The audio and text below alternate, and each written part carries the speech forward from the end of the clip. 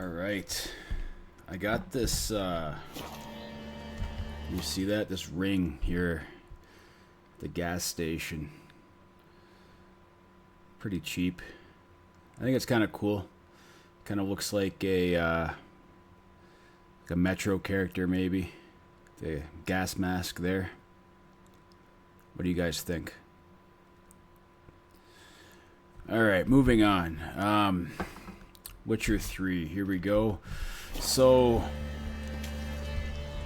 a while back, a few years back actually, I was working a former employer. I'm not going to say who, obviously. I'm not going to dox anyone or myself. But I was working, and I was kind of chit-chatting with one of the managers of a different department, and the head of human resources, the director of human resources, walked by, and she said, "Oh, that's so-and-so, director of human resources. She scares the shit out of me." She said that. She scares the shit out of me. And I'm looking at the person in question, and it's just like some, you know, kind of older woman. She doesn't seem so scary or have any kind of intimidating presence. She wasn't being scary or anything like that. So it's just kind of thinking to myself back then, like, well, what the hell? Like, why does she scare the shit out of you? That doesn't make any sense. And, you know, later on, I kind of thought about it, and I'm Show like, me what you got. You're kissing ass, you're sucking up. She doesn't actually scare the shit out of you. You're just saying that she does to I guess, placate her, pathological narcissism, saying, "Oh, I'm so scared of you," you know, like, so that she'll move ahead in the company or something like that. And that's how a lot of things work, unfortunately. I guess in the corporate world, it's very common. I guess it's even almost cliched. You have to kind of kiss your boss's ass. I mean, I sure as hell don't, but a lot of people do, to kind of move ahead and get promotions and to stay off the chopping block, in a manner of speaking, to not get fired. Because, you know, human nature is kind of gross, and people become weird, and they get full of themselves, and they get into positions of authority, even small ones, like the head manager of the dollar store, you know, can go on a power trip and feel all important and all powerful. But a little while kind of after I put that together and realized, like, oh, okay, you're just kissing ass, you're sucking up, oh, I'm so scared of you, it really reminded me of a part of The Witcher 3 here. There's this, people who've played it will know what I'm talking about. There's this part here. This is the Crookback Bog, and here there is a witch's coven. There's these three hideous old hags, and they kind of enthrall this woman who makes a deal with them. She needs something from them, and in return, she has to be their slave. And they kind of abuse her. They don't treat her very good. And these old crones, they live in the swamp here, and they're just hideous. Like, the one of them has like a bee's nest growing out of her face. Really horrible. So the main character here needs to talk to them. So their slave woman has to summon them. So she goes up to this, if you can see that, this tapestry, and you see these ladies. That's not what the crones look like. They're maybe in their mind, you know, like they're narcissists or something. So in their mind, they're these beautiful maidens, but in reality, they're the most hideous things imaginable. And she has to touch this tapestry and recite this kind of bizarre incantation, something along the lines of, like, you know, "I am just a wretched worm, crawling in the mud and the shit. I am so small, you are so great. Please bestow upon me your wisdom, oh magnificent crone," something like that. Like this really groveling kind of a recitation to get the attention of these ladies. And really, it reminded me of, like, just placating a kind of narcissistic person's pathology. You are expected to, in order to maintain any kind of a relationship with that type of an individual, the expectation that's placed on you is to be like self-debasing and to kind of make yourself lowly and to kiss ass, to suck up, and to never have any self-respect, because any kind of self-respect will be, I guess, mogging them. It'll be treated like an offense. So she's like kind of inducted into this gross, ugly cult, and if you follow anything by Richard Grannon, he's one of the experts in, I guess, narcissism. He wrote a book about it called A Cult of One. And it really is like a weird, gross cult where the people who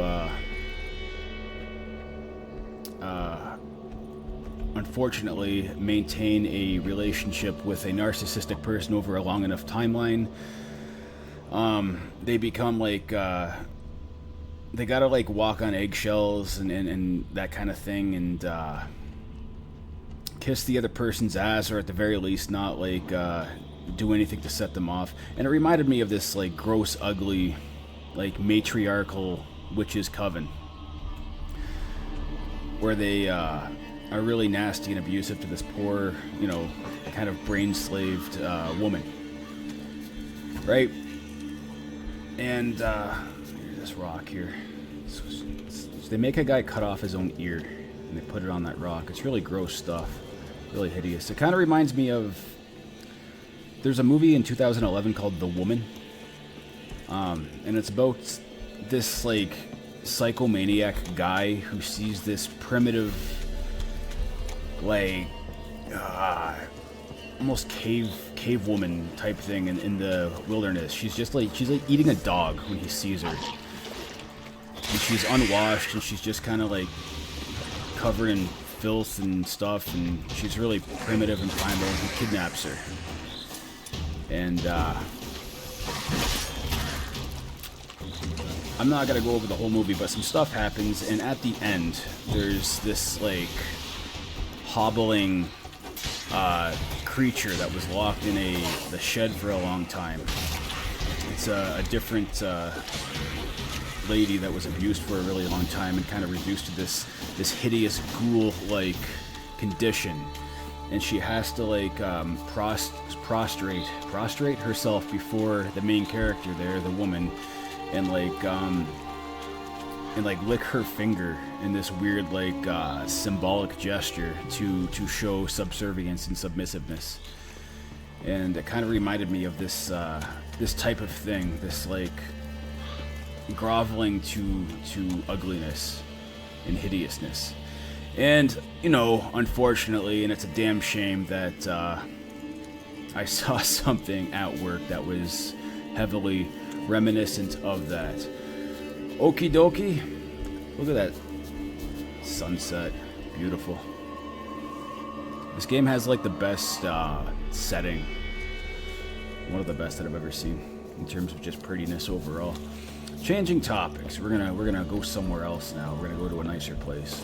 Oh, one more thing actually before I change topics. So the ladies here in this horrible bog, not to get too graphic, but they gather up children who are orphaned from the war, and they make a stew out of them. They kill them and eat them and cannibalize them. And this is like almost like the Hansel and Gretel myth. I think it's common in folklore to have an old witch who lives in a swamp who eats children. Now, if you want to translate this from symbolism to real life, there are old people who, I mean, they don't eat children because then they would go to prison. Hopefully there aren't that many.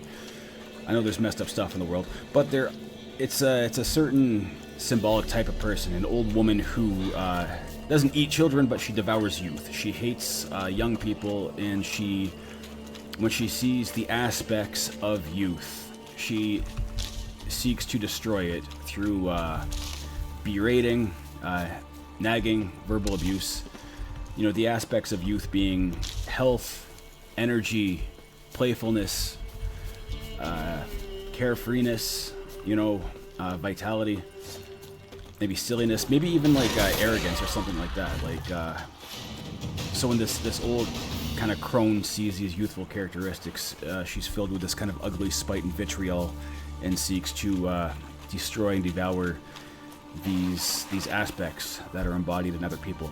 Now, I've seen this in my own life, in other people. I was at the park the other day with my son, and there was this old lady there with her granddaughter, right? And she was just, her granddaughter was like just being a normal kid. She was like hitting a pine cone with a sticker, just something like really kind of innocuous and harmless. And this old lady was like, Stop it!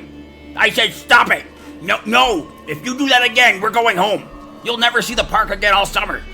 Don't do that. Like, like really over the top, like just screeching at this poor kid like the entire time we were there. And I was just like, what the fuck is your problem, lady? Why are you being such a rotten bitch to, like, she's not even doing nothing. She's not even being a bad kid. She's just like playing and running around and picking up sticks and stuff. And this like old lady was just mad as all hell, just like furious. And I saw this years prior to that too. I was at a bookstore, and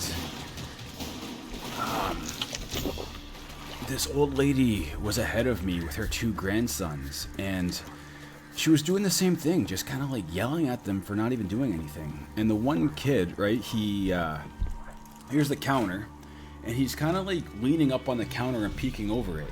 And she yells at him, she scolds him and says, "If you smash your teeth, I'm not taking you to see a dentist."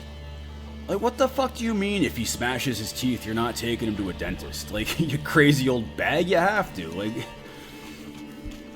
Like I get, like, you know, old people get cranky and ornery, but this was like something else going on. This was something hateful, and I think that the folklore and that type of thing, folklore and myths, hero myths, and all that are symbolic of that very type of person, that hateful old bag who just, you know, you can't make her happy, and she's shitty to kids for whatever reason. Alrighty. Now we're gonna change topics. Now we're gonna move on. So we're gonna go to a better place here. Let's get out of the swamp, and we're going to the Isles. So this is I really like this town. This town here, Rogne. This mountain settlement is home to tough folk of indomitable spirit, just like me, baby. So that's where we're going.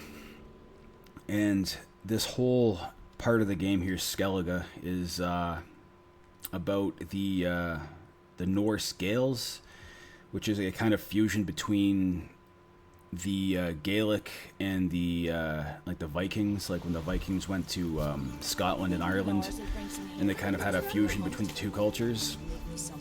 That's what you get here in this town. See, it's very kind of what you call this, rustic aesthetic that I really like. You got the farmers, woodcutters, lumberjacks. You know, there's like a Viking longship, a big hurly-burly warrior type there. That looks like a Celtic cross on his armor. Pretty cool stuff. I'm gonna go over here. Gonna meditate.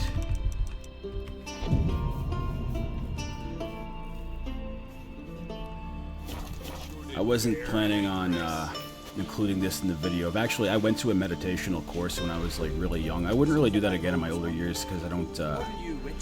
It's kind of a new agey thing that I kind of gave up on.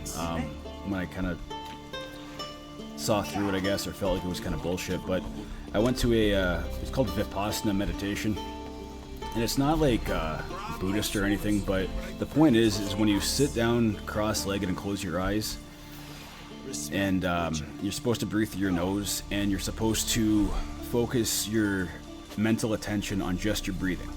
And what will happen after that is your mind will wander. It'll reminisce and kind of ruminate about the past, or plan for the future, or a person will think about like someone they don't like, or someone who they miss, or there's like a kind of infinitude of different things that the brain will wander to and the mind will wander to.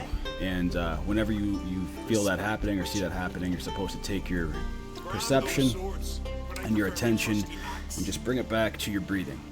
And that will sharpen your mind and focus up your mind, and it's supposed to help a person be able to pay attention to multiple things at once without being so like scatterbrained. So it's not really that like new agey of a thing when you think about it. It's a very practical thing that kind of has a rhyme and a reason and makes sense. You can see these guys doing push-ups. Grab those swords, but I prefer my trusty axe. That's pretty neat. I like their tattoos. Ever fight a dragon? And here, I'll let you guys in on a secret. If you go over here, this way, there's naked ladies. They're not totally naked. They're wearing like bathing attire. Yeah, this is a pretty cool place. So we're gonna go over here now. My next topic was supposed to be, what was it supposed? I didn't write any of this down. I should probably take a public speaking course or something if I'm going to be doing these videos to kind of help me stay on point. So Geralt here, the main character of The Witcher, the character that the player is supposed to kind of project on and roleplay as, he is a monster slayer. And I made a video prior about like dragon slayers and the dragon slayer mythos. We're going to switch this around to kind of illustrate my point. And how, like, slaying the dragon or slaying the monster in this case, it's symbolic for, I mean, there's no monsters in the real world. There's only, like, animals, natural disasters, and predatory human beings. There's no real actual monsters. The monsters are symbolic for, like, internal conflict, inner turmoil, addiction, maybe like drug or alcohol addiction, a shitty temperament maybe that a person is struggling to overcome, like a proclivity to anger or rage, or to be maybe morose and depressed and kind of sad, and they have to kind of overcome this. So that's what fighting monsters, or sometimes the myth is not monsters, it's dragons. That's what it symbolizes. And I think before I used the example in a Ryan Gosling directed movie called Lost River, where the main character cuts off a statue head of a dragon, and then from then on he defeats the guy who is attacking him and assaulting him and harassing him and his family, and even his mother, who's being attacked by her creepy boss, finds the courage and the strength to defend herself successfully. So his act of courageousness radiated outwards and impacted the people who he loved and cared about, and they too found the kind of inner strength to overcome their own turmoil. So when the monster slayer here, Geralt, when he kills monsters, he completes a contract successfully. He gets a head trophy. See, there's one of the monster heads. He mounts it on his horse and gets to ride around, and presumably show it off to the townspeople who are scared of it. So he gets to cut off the head and show it to them. So instead of the monster being this kind of hideous entity out in the wilderness that represents danger and death, he brings it back to them, you know, so they can look at it up close, and it takes away the mystery of this this horrible creature, and they can see it, and they know now it can be overcome and killed. And that's supposed to kind of radiate outward, and the townspeople kind of rejoice, and they are encouraged to overcome their own problems in their own lives. Right, there's even a movie. I wish I had looked this up before I started this video, but you can look it up. Sean Connery and a different actor are locked in the cabin together in the wilderness. They're like stranded, and there's a bear stalking them, and they kind of have to pump themselves up. And they keep saying, you know, I'm gonna kill the bear, I'm gonna kill the bear, and they keep saying that back and forth. I'm gonna kill the bear. And then Sean Connery says, what one man can do, another can do. And the other guy goes, what one man can do, another can do. You know, and that's the kind of point, is that if the sort of fearful townsfolk see the head of the monster or dragon or whatever that they were so terrified of previously, they see that, oh, it's not so scary, it's a thing that can be defeated, that can be overcome. No, if you apply this terminology, not this terminology, if you apply this idea to real life, let's say, you know, drug addiction, or maybe a cigarette smoking addiction, or something like that. Like, if you see one person struggling under that who successfully quits, you know, that will encourage anyone else struggling through the same thing, that they can see that, and they can say, oh, well, if Bob can do that, then I can do it. That type of thing, you know. Same with like overcoming like depression or smoothing out a negative temperament. If one person can do it, anyone can. And that, you know, that's derived from the symbolic sense of Geralt here fighting monsters. And one more point I wanted to touch on, so I've lost some health here. Now, being overcome by personal like conflict or turmoil is also a dangerous thing, because it's going to take a piece out of you in terms of either physical health or time.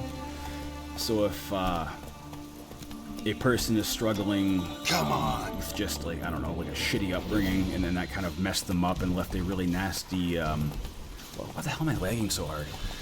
A long-lasting negative impression on them. I shouldn't be lagging this hard, I don't know. I beat this game without any lag, and now all of a sudden it's lagging.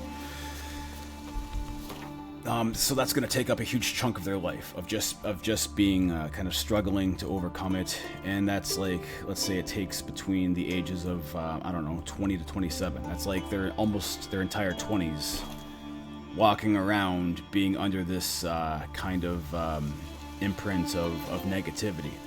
So it takes like a chunk out of their life, and it's you know, it's a dangerous thing, but it's better to kind of suffer under something like that and overcome it than, you know, to not have endured any kind of hardship at all, because there's like a real maturing process that takes place when a person kind of takes some shitty knocks in life and moves on from it, as opposed to a person who has kind of had everything go well for them. That kind of individual is probably more inclined to be kind of probably a douche, not to be crass, but probably kind of a douchebag, just a guy who's just maybe he's had everything handed to him financially or you know, whatever, and he's never really had to overcome any kind of personal difficulties. He's never really had the chance to facilitate that kind of internal development and growth. So it's kind of a trade-off. Like, yes, being, you know, going through personal turmoil, either, you know, in terms of like drug addiction or whatever it could be, overcoming like maybe a bad breakup or a shitty family situation, or I don't know, what have you, like maybe a more traumatic thing, like you're in the army and something fucked up happened. Like, overcoming that and moving on from it is it's better, but it's, you know, it kind of takes a piece out of you at the same time, but it makes you a better person. So to me, it's worth it, and it gives you the kind of honorable title of Monster Slayer, like Geralt here. A kind of brave warrior of the people, you know, in a symbolic sense, of course. Don't LARP as a night or something stupid like that.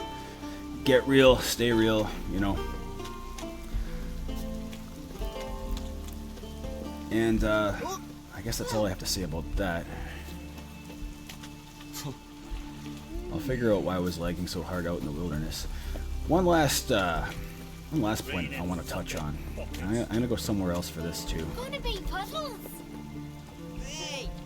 I'm still lagging. We're gonna go to a different place. We're gonna go here. We're gonna go to this tavern.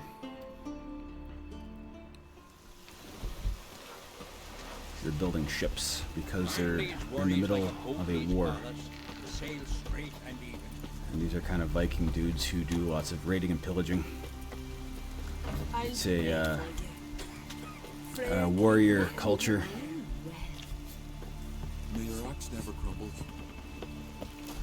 Well, it's like I touched on a topic before about like the barbarian and how like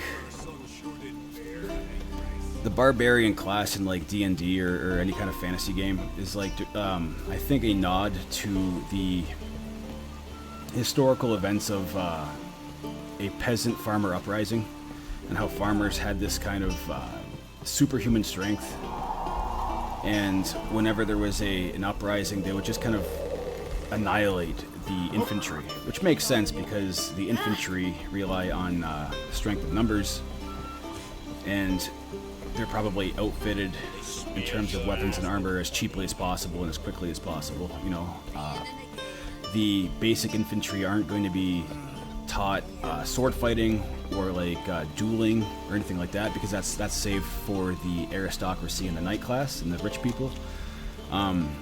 They're just going to be like huddled together and relying on just like sheer numbers. So when they fight these kind of angry farmers who have had enough of their shit for one reason or another, the farmers just roll over them because the farmers like work all day, and whatever kind of chores they had to do back in the olden days made them like insanely strong. And there's the legend of Pierre, what was his name? Pierre Donelaf or something. I think his nickname was Groot Pierre, which was Big Pierre. And the sword that he used was like the size of, it was like 7 feet long. It was something insane. So this big, massive, strong dude who led like a farmer peasant rebellion, outnumbered, and he decimated the local infantry. So I heard that in like medieval times, it was said like, oh, the farmers were given so many vacation days and they had so many celebrations and festivals and that type of thing, and they only really worked like 4 months out of the year. I've heard something like that. It might not have been 4 months, but I'm wondering like, okay, so the government or like the king or whatever got sick of like really, really strong farmers like rolling over his army, so he probably imposed like all these festivals and celebrations and stuff like that on them to kind of break up their work so they wouldn't be so damn strong, to kind of placate them to be happy, and also gave them alcohol to drink, to be drunk and happy and tired, and to not have much of a fighting spirit, and to be physically weaker. And alcohol, I watched a video on this in the medieval days, wasn't really like the beer today. Like the beer, it was called small beer, and it was really, really calorie dense, but the alcohol percentage was kept like minimal, so it wouldn't get you drunk. It was safe to give to children. It was just enough to purify the water, and it was just a very calorie dense beverage, and that's pretty cool. I always liked this kind of an aesthetic, the roast hog and the big tankards of ale, and the kind of merriment that you see that's typical of warriors and Vikings in a fantasy setting. The icon on the map there shows a beer stein with foam, but back in the olden days there was no carbonation, so you know there shouldn't be any foam. I've always liked this, but something never really sat well with me, and that's if you've ever drank alcohol, it doesn't it makes you like just tired, and it gives you health problems, and it makes you want to sleep, and it makes you drunk and sloppy. And I always felt like in TV and movies and video games and stuff, there was this strong association between, and this kind of romanticization of beer, ale, and stuff like that, and like the warrior types, these big, strong, hardy warriors, and they're drinking. That guy's drinking, and their kegs, and they're kind of, you know, hurrah kind of shit. And the Vikings and their mead, but like if they're big, strong warriors, they probably didn't drink that much, unless it was like the other kind of beer, like the non-alcoholic, calorie-dense beer. Right, because alcohol now. Go to your local bar and just look at the people there. Like, chances are they're not big, athletic-looking dudes. They're probably fat because beer makes you fat. They're probably tired because beer makes you tired. They're probably out of shape because, like, that's the effects of alcohol. So I'm wondering if, like, this whole kind of notion about the working class and you know, drinking beer, and the beer commercials about, like, you know, have you had a tough day at work? Go for Budweiser, whatever, is kind of like a carryover from like the medieval times, and that kind of a psyop on the farmers to like consume alcohol to not get pissed off and kill all the infantry. You know, this kind of placating the working class type of thing. And you know, whenever you see like a fantasy game and there's a barbarian warrior, or even like when they're asking for ale or something, it's like, well, that's not because they're alcoholics looking to get drunk. It's because they're hungry. They want like liquid carbs, something fast digesting to look at that yummy hog, to kind of satisfy themselves so they can get back to work. Even the Vikings too, like the Viking warrior barbarian types, like they were just farmers. They weren't really like the Vikings. The Norse weren't a military society. All the Vikings were just farmers who sent the surplus males of their population out raiding, because, you know, farming in a cold, harsh environment is really dangerous. So that's probably why they were so insanely strong. Like the Spartans were a military society. The samurai were a military society. The samurai didn't do their own farming. Like the peasants, they had a serf slave class that would do their own farming. And the Spartans had, I think it was the helots, who would do all of the farm work for them. And they were treated horribly, and they weren't allowed access to the gymnasium, so they wouldn't get strong. And they were, you know, killed routinely, so the Spartan trainees could get practice, you know, on the battlefield and stuff. And I've heard that in Sparta, what they would do is take one of the slaves, get them drunk off of wine, and then bring them in front of the regiment and say, look at this, you know, look at this sloppy bitch, look at his face, look how ridiculous he looks, he can't even stand up properly. Like, watch him throw up, he can't even, you know, keep his food in his guts. He's like, they would, like in a military society, they would discourage their warriors very much from alcoholism and getting drunk, but encourage the slave class to go ahead and get drunk. Like, you're just slaves. We just need you to kind of do the grunt work, and we need our fighters to be strong. But the Vikings, you know, they did both. They were like really strong farmers and fighters. Or even like the samurai. Like the samurai, the peasants who worked for them really had no human rights. If I was a samurai with a new sword I wanted to test out, I can get any random farmer and just kind of use it on him. Right, so all of this, you know, hardy warrior drinking ale or mead or all that type of thing, it's, I would say it's a carryover of the psyop to keep the kind of working class, the farmer class, good and placated and weak, so as not to rise up and overthrow their government, who, you know, is probably mistreating them. Alright, I think that's all I got. Yeah, that's The Witcher 3. I'm going to do a Let's Play, I think, soon. There's a really messed up game called The Forest I want to try. It looks like a survival horror. I might do Silent Hill too. I don't know.